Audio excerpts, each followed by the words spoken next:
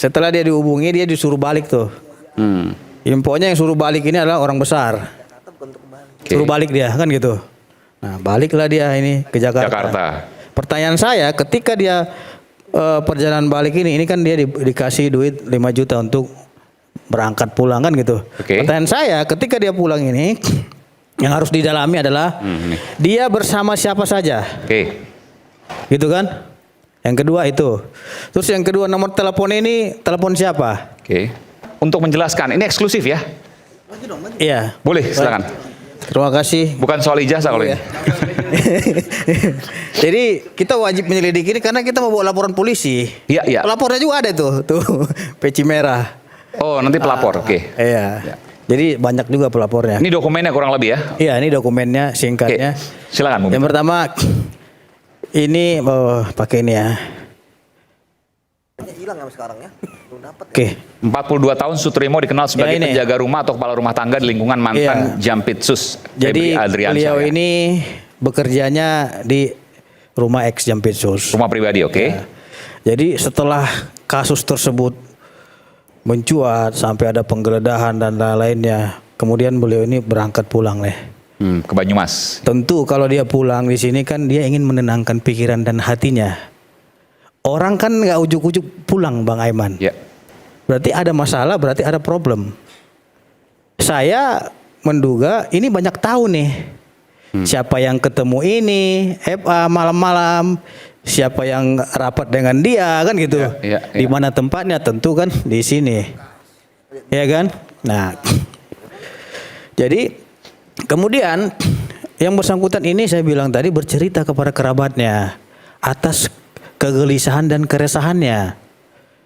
Pimpinan saya ataupun bos saya ini lagi banyak masalah kata dia gitu.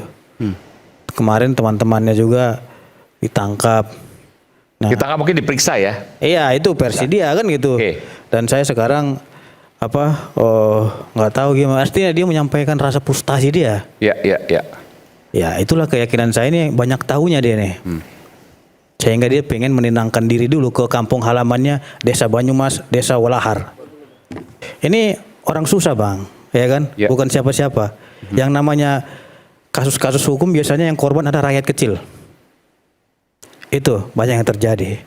Maka dari itu selang beberapa hari dia ditelepon tuh orang yang tidak dikenal. Kalau saya menyebutnya. Tapi tentu dia udah kenal siapa itu. Karena infonya suaranya juga dia ini tahu.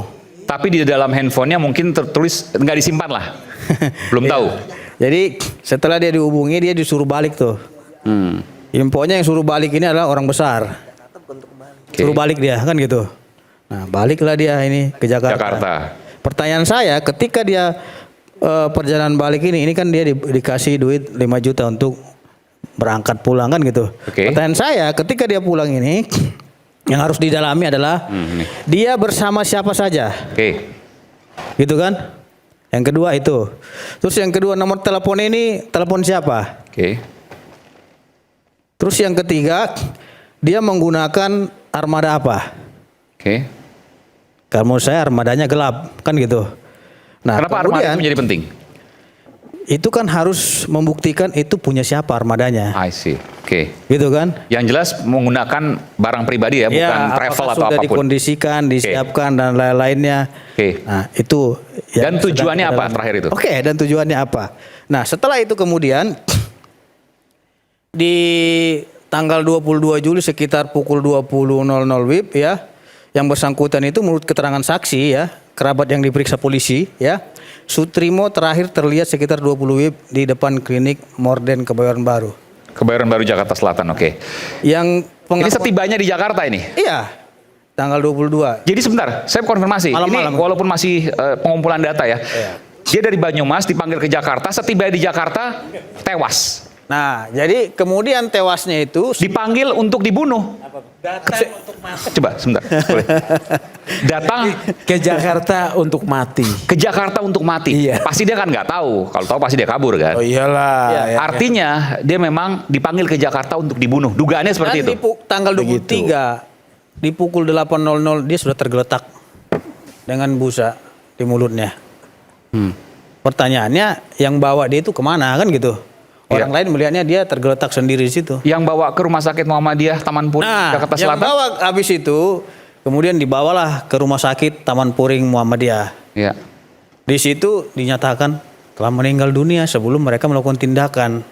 Oke. Yang jadi anehnya Bang, berdasarkan informasi intelijen ya, yang bersangkutan ini sudah dimandikan jenazahnya, dibersihkan. Sebelum Sehingga TKP tidak dapat tuh. Seharusnya kan air liur bisa dicek Iya, tuh. iya. Sebelum dibawa ke Rumah Sakit Muhammadiyah. Hah? Sebelum dibawa Rumah Sakit Muhammadiyah sudah dimandikan. Ini masih dalam pendalaman kita. Oke. Apakah sebelum atau di dalam rumah sakit dibersihkan semua, busa-busanya dihilangkan. Oke. Udah bersih, dalam jenazah diantarlah ini untuk balik ke kampung halamannya.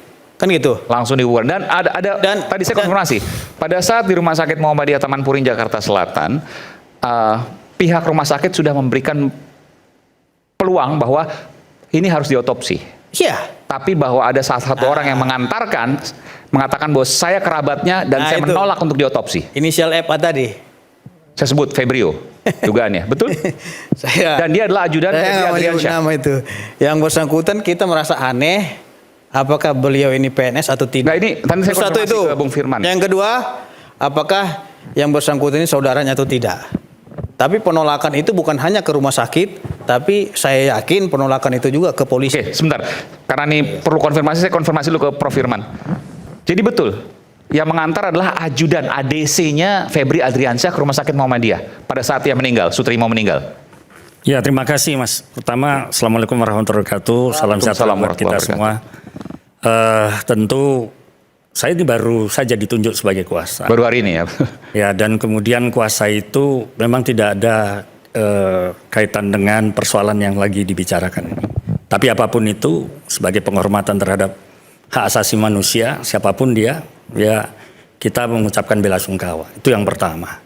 Kemudian kalau soal kita berprasangka, Bukan bersangka, karena begini, Atau dokumennya praduga. beredar, Prof. Firman, dokumennya beredar. Wartawan juga mendapatkan ada surat di mana waktu Sutrimo diantarkan, Ya. itu tertulis atas nama Febrio. Saya ingin konfirmasi soal itu. Yang mengantarkan adalah Febrio. Ketika Febrio betul, surat itu betul, maka Febrio itu kita ketahui bahwa ia adalah ADC dari ex-Jampitsus Febri Adriansyah. ya, sebenarnya saya tidak termasuk atau belum. Dia jaksa termasuk juga membahas ini, Febrio. Ya, tapi begini Mas, konteks secara rasional saja soal causing of death ada dua, ada causing of death, ada moment of death. Itu kan kita tidak tahu. Dan sampai hari ini, ya menurut saya soal peristiwa atau kasus ini ya masih dalam amatan teman-teman saja. Tetapi saya khususnya Berpekan-pekan, Prof. Berpekan-pekan ada kematian di tengah kasus besar dan sepi. ya saya tidak tahu kenapa kasus itu sepi karena tentunya sebagai penasihat hukum kita memang konsentrasi kepada status hukum dari Pak Febri Adriansyah. Memang kebetulan ada 3 F itu, Pak Febri Adriansyah sebagai ini dan Pak Ferdi Diansah dan Febri F yang Diansah, ketiga saya acara, sendiri ya. Firman Wijaya. Jadi kebetulan aja mungkin 3 F. Artinya begini Pak, kita memang sedang disibukkan atau kita konsentrasi pada apa yang tadi baru saya sampaikan pagi tadi. Pra-peradilan, nanti saya akan Ya, kesana nanti. peradilan itu. Namun kalau soal kematian almarhum, kami belum pernah berkonsultasi atau berbicara soal itu dengan Ke Bung Febri Adriansyah ya. Karena kebetulan saya sendiri memang belum pernah bertemu secara fisik, hanya sempat komunikasi, tapi tidak ada pembicaraan soal itu. Dan beliau tetap konsentrasi aja kepada upaya-upaya hukum yang tadi saya sebutkan di dalam berbagai rilis. Intinya kita hanya konsentrasi sementara ini kepada 2 permohonan pra peradilan. Yang menurut hemat kami ini juga persoalan ada proses dehumanisasi di dalam. Oke, 9 pelanggaran. Nanti kita bicara sana. Tapi saya izinkan saya kesini dulu karena ada 3 misteri, Iya. uang, emas, dan kematian. Ya. Dan 3 misteri itu berpekan-pekan sampai hari ini Ya. gelap. Dan anehnya Bang Aiman, TKP-nya itu dirusak. TKP dirusak di Morden itu, klinik Morden. Iya, itu sudah ada rilis daripada Polri. Mereka mengalami hambatan karena TKP-nya sudah rusak. Terus yang kedua, kalau itu pada waktu jenazah sudah almarhum sudah dibawa ke rumah sakit, harusnya jangan dibersihkan dulu semua. Air liurnya biar dicek kan gitu. Ini sudah rapi semua, tiba-tiba dikasih keluarga aja infonya nggak bisa melihat secara utuh, cuma melihat mukanya aja. Sama seperti Brigadir Joshua sebenarnya, tapi waktu itu ramainya luar biasa. Makanya kalau seumpamanya ini fair ya kan, rumah sakit kan sudah menginginkan diotopsi saja. Ya. Kan rumah sakit juga kan mengusulkan itu. Tapi ada penolakan nih. Yang mengaku-ngaku kerabatnya. Tapi menurut saya yang bersangkutan perlu didalami lagi. Apakah yang bersangkutan PNS atau bukan? Apakah yang bersangkutan kerabatnya atau tidak? Ini sangat janggal sekali. Karena kenapa serapi itu? Tiba-tiba meninggal langsung dibersihkan semua, dimandikan, berangkatkan ke kampung alamnya. Kenapa nggak diberikan kesempatan dulu untuk dicek dulu apa penyebab air liurnya itu keluar, ya kan? Dan apa penyebab dia tiba-tiba jatuh di depan klinik Morden itu? Dan kenapa pada waktu ia jatuh itu tidak ada orang di situ? Ini sangat janggal sekali Bang Eman. Terus satu lagi, ketika jatuh itu juga sudah nggak rapi. Sudah ada yang rusak, jatuhnya seperti apa sudah nggak beres lagi. Jadi mereka mau buat olah TKP juga susah. Itu hambatan yang dilakukan penyidik. Makanya saya kira ini sangat profesional sekali. Lapornya aja obstruction of justice juga. Oh, Ya. boleh. Oh, ini pakai ini ya. Boleh. Oh iya. Obstruction of justice. Ada Ya. dugaan ke sana. Jadi bukan hanya Jadi soal begini pembunuhan. ya. Kalau ada seorang jaksa atau penegak hukum ada di sana, sebab kematian itu ada dua ya. Orang mati itu satu mati wajar, sakit ya, sakit gitu atau usia tua, atau mati yang tidak wajar. Mati yang tidak wajar ini ya. Ini dugaannya tidak wajar. Tidak wajar ya. Tadi udah ceritakan ya. Tidak wajar gitu. Kalau tidak wajar ini apakah karena tindakan sendiri? Bunuh diri itu berdasarkan sistem KUA pidana kita itu pidana loh, ya pidana bunuh diri. Tapi tersangkanya udah meninggal, Iya, dia ya. membunuh sendiri. Nah, yang kedua mati karena intervensi pihak ketiga. Ya, jadi kalau saya mau melihat kalau ini meletakkan sebagai kematian tidak wajar, maka ini bisa dilakukan sidik ya, itu pendapat saya. Jadi ada tubuh mati tidak wajar ya. Kedua, kemudian keberadaan seorang yang terlibat sehari-hari sebagai penegak hukum. Penegak hukum karena jabatannya ya, karena statusnya, ketika melihat kematian tidak wajar, dia wajib membuat laporan polisi ya, untuk memberitahu ke polisi seketika. Penegak hukum. Iya, penegak hukum. Siapa di sini? Kalau memang betul ada yang namanya Febrio yang adalah seorang jaksa. Dokumen itu tersebar, yang kemudian mengantarkan jenazah ke rumah sakit Muhammadiyah, dan diduga ia bagian dari polisi saja. pegawai Kejaksaan Ada Agung. kecelakaan, polisi akan datang ke lokasi, ya. Dia harus memberitahu polisi untuk membuat terang satu peristiwa kematian ini. Ketika tindakannya kemudian ada air liur segala macam langsung dimandikan, dia sendiri tidak setuju. Ini yang harus ditanya. Standar keahlian yang melekat pada dia kalau dia jaksa, dia harus ditanya nih soal kode etik ya dalam tugasnya terkait ketika melihat orang mati. Ya. Dalam KUHP lama ya, seorang aparatur ASN yang mengetahui dugaan terjadi tindak pidana, dia harus melaporkan dalam KUHP lama, ya. Entah yang KUHP baru belum saya dalam ini, ya, dalam KUHP lama nih. Kewajiban tuh, kewajiban yang melekat kepada jabatan. Iya. Nah, ini diperiksanya dari sana dulu, ya. Kejaksaan harus memeriksa anggotanya. Mengapa kamu melakukan ini? Kejaksaan ya, dari sisi etik, ya. Jadi kita mengurut ya, mengurutnya begini. Jadi ada beberapa pemeriksaan etik karena kewajiban yang melekat sebagai aparatur sipil negara, apalagi penegak hukum, untuk melaporkan dugaan satu tindak pidana, kan baru dugaan juga. Di saya simpulkan ini. Ini adalah dugaannya kematian tidak wajar yang berada di pusaran kasus besar. dan di hadapan seorang penegak hukum. Iya, ya. Sangat Saya potong janggal, sebentar ya. aneh, luar biasa ketika Bukan, kemudian ini Bang. tidak ada proses Cuma yang saya- membuka ini. Saya ingin Karena sampaikan ada informasi. selain pembunuhannya juga ada Bahkan obstruction of justice. barang-barang dia saja belum dikembalikan untuk saat ini. Oke, terima kasih. Mohon barang-barang. Barang-barang almarhum Handphone. belum dikembalikan. Ini harus Siapa yang megang sekarang? dilaporkan segera gitu loh. Ke keluarga Intinya- belum dikembalikan. Belum dikembalikan. Oke. Jadi gitu. Saya Gitu ya. sedikit ya, ini Ya. bukan informasi, tapi informasi intelijen. Silakan. Informasi biasa dari keluarga. Petisi ahli itu punya intelijen dan detektif. Itulah keahlian petisi ahli. Iya, nanti saya Gitu, Bang. jelaskan kalau di kelas itu nanti. Bukan, artinya ini sangat serius sekali masalah nyawa manusia. Iya. Saya kira Dan kita tidak semua wajar. sama-sama menegakkan HAM di sini. Saya kira sebenarnya tidak wajar. Iya. Dan tidak Apapun itu wajar. nilai Kita kemanusiaan ini saya kira jangan harus dialihkan tergugah. terlalu Iya. cepat dulu. Biar kita sama-sama ungkap di sini. Ya baru ngomong 2 menit sudah, ini kan belum selesai saya Bukan, bicara. artinya Bang, Iya, artinya iya. kan tadi Abang motong saya. Saya ingin meluruskan bahwasannya keadilan tertinggi adalah hak asasi manusia. Oke, setuju. Siapapun yang mengangkangi hak asasi manusia, Jadi begini. tidak dari- ubahnya dia seperti Oke. seorang penjahat. Jadi Gitu, Bang. begini, ada klarifikasi, ya kan? Makanya saya katakan kita boleh berprasangka, ya, tapi prasangka itu tidak boleh melebihi pembuktiannya. Jadi itu yang pertama. Kemudian ini soal klarifikasi dari keluarga ini kalau tidak salah. Pak Sutrimo itu almarhum itu bukan kepala rumah tangga, Bukan kepala rumah tangga. bukan. Oke. Kemudian tugasnya juga hanya menjaga rumah kosong dan bersih-bersih di halaman. Ya. Dan yang bersangkutan juga kerja tidak terus-menerus, ya. Artinya selama beberapa tahun ini bekerja, berhenti dan kemudian pulang kampung. Setelah itu mulai kerja lagi setelah Lebaran. Jadi sebenarnya kalau dari informasi ini menurut hemat saya tidak apa-apa kita berdiskusi dengan ini.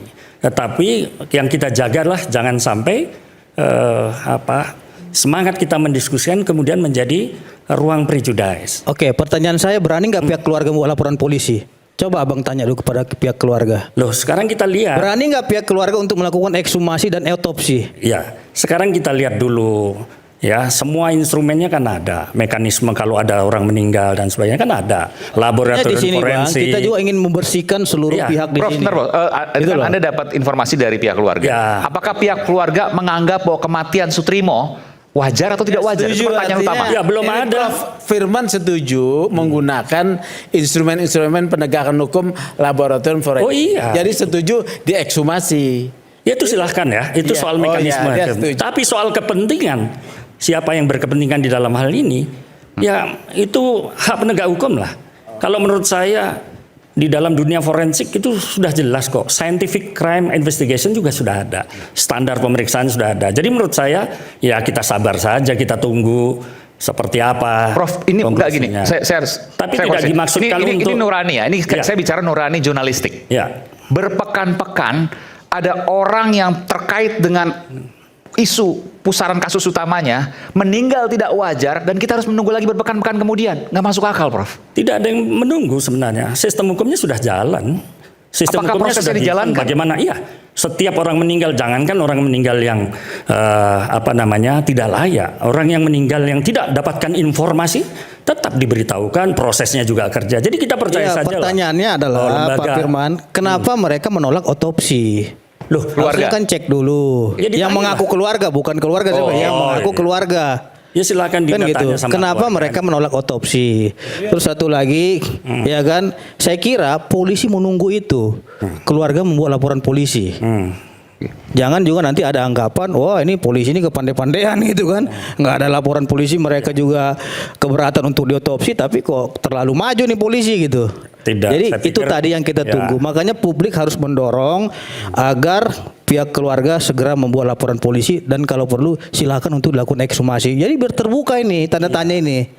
Dan agar dilakukan saya rasa otopsi. kepolisian juga nggak perlu diajari, Dinda. Mereka Enggak, kan kita sudah nggak ada mengajari terbiasa. pihak kepolisian. Untuk Tapi melakukan hari memastikan, ini ya kita sudah. ingin membantu pihak kepolisian Ya. agar peristiwa kematian ini terang benderang Iya. dan tidak muncul tanda tanya tengah-tengah masyarakat. Itu kan artinya kita bisa mencurigai atau meragukan sikap Saya kira di kepolisian dalam terhadap hukum ini. ada namanya presumption of innocence, asas praduga tak bersalah. Itu urusan di ruang sidang. Iya, bukan urusan di luar sidang. Kita juga berbicara hari ini berdasarkan opini dan pendapat Iya. terkait Justru terkait dengan ya isu yang saat ini sedang diperbincangkan oleh rakyat. Iya, boleh saja. Artinya rakyat juga menginginkan keadilan kepada korban yang sudah meninggal dunia. Ya kalau hanya perdebatannya soal presumption of innocent, ada juga presumption of guilty. Jadi Yes. kita perlu fair saja. Tapi Ya. ini demi kebenaran Ya. harus ada pembuktian. Iya. Itu tadi makanya kita bilang harus diuji melalui otopsi, ya. Karena memang yang bersangkutan sudah dikebumikan, ya dilakukan ekshumasi. Pertanyaannya kenapa keluarga sampai saat ini yang mengaku-ngaku keluarga itu keberatan? Ya. Ya saya tidak bisa mengkonfirmasi kenapa keluarga Iya. itu bilang. Nah Silahkan itu Dinda tadi kalau mau justru konfirmasi. karena memang itu tadi Bang kita tanda tanya nih kenapa janggal seperti itu. Jadi gini loh. Kalau, Padahal rumah sakit juga sudah menyarankan untuk diotopsi. Benar nggak Bang Aiman? Ya, menurut saya law enforcement officer itu tidak perlu menunggu. Itu sudah jelas prinsipnya, mereka punya SOP, ya punya metode yang namanya scientific crime investigation, punya kedokteran forensik, punya kedokteran kehakiman. Saya rasa instrumennya sudah lengkap kalau hanya untuk Persoalannya mengukur adalah dari pihak yang mengaku keluarga keberatan dan dia menolak untuk dilakukan otopsi itu. Ya silahkan ditanyakan. Ya, gimana? keluarganya. Itu juga bisa ya. Oke. Periksa dia menggunakan asal usul palsu. Ya. Mengaku Yang mengaku sebagai keluarga tadi, oke. Gitu loh. Menghalangi penyidikan itu dengan instrumen asal usul palsu. Gitu loh. Mengaku sebagai keluarga. Ya. Ya, kan ada tindak pidana tuh tentang asal usul, ya. Gimana? Ini mesti diperiksa. Oleh karena itu tepat Kejaksaan Agung memeriksa dia. Febrio ini. Iya. ADC Secara dari etik. atau ajudan Ya, dari secara etik dulu ya. ex Jampitsus Febri Secara Adriansyah. etik kemudian dari sana kalau ditemukan dugaan pelanggaran ketidakpatutan, perbuatan tercela didalami. Jadi Nah, menurut itu saya menjadi Mas pintu. Sugeng ya, kalau Ya. tadi Mas Sugeng mengatakan ini ada potensi obstruction of justice. Sebenarnya potensi obstruction of justice itu ketika ada orang memang yang punya niat untuk menghalang-halangi itu. Tapi pertanyaannya kemudian apakah penegak hukum termasuk kepolisian dalam melakukan penyidikan, pengungkapan kasus ini? Ya katakanlah pakai rumus 5W+1H itu. Apa sih yang terjadi? W yang pertama. W yang kedua, where, kapan itu terjadi? Yang ketiga, when. Ya, di mana tempatnya when dan where itu? Kemudian how, bagaimana cara kematian itu terjadi? Ya. Nah, sebenarnya metode ini sudah banyak kalau kita nonton film-film itu ya, yang digambarkan oleh Witness Schemer. Kadang-kala hal semacam ini kalau dipaksakan dalam satu proses penegakan hukum yang Abang tadi mengatakan bahwa ini obstruction, ya Mas Teguh mengatakan ini obstruction of justice. Bagaimana kalau penegakan hukum itu ternyata keliru? Itu ada yang namanya miscarriage of justice. Jadi tidak hanya maksudnya Ya, bisa oke. sebetulnya bisa dihentikan. Nah, ini sebentar. Ya, Ini menarik bisa juga. dihentikan kan ada Bagaimana instrumennya. sebentar, ya. bagaimana ketika saya paham maksudnya. Iya. Ini dikatakan obstruction of justice, ada pembunuhan ya. Ya. Dugaan pembunuhan ya, Ya. matian tidak wajar apapun bahasanya terkait dengan kasus Febri Adriansyah. Yang bagaimana kemudian ketika dinyatakan bahwa kasus Febri Adriansyah ini kriminalisasi dan banyak pelanggaran di situ. Apakah bisa dikatakan sebagai obstruction of justice atas kematian tidak wajar ini? Meskipun secara nurani publik akan berpikir, kenapa ada kematian tidak wajar di kasus kriminalisasi? Kita akan kembali nanti. Isu hangat kadang bikin penat, apalagi kalau tidak bisa mencerna dengan cermat. Jangan lupa cangkir kopi yang hangat dan nikmat untuk menemani bersama dalam program Rakyat Bersuara. Bersama saya Aiman Wicaksono, saya akan kembali sesaat lagi. Salam.